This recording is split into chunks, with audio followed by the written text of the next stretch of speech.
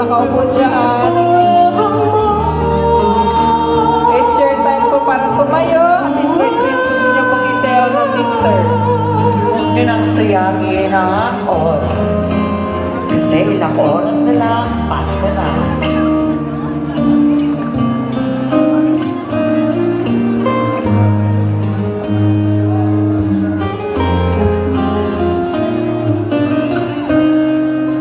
I just can't believe that you are mine Meron po now. mga sisters dyan na invite ang mga brother natin sa kapit na Just a sumayaw. Pwede dream kami po that gawin po yun. I once knew.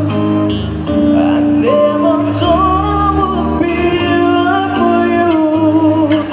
I Brothers and just sisters, in a few minutes, we will be closing our activity. So please, take this time. Magsayaw po. Ang gusto niyo pong isayaw. Lahat na po sa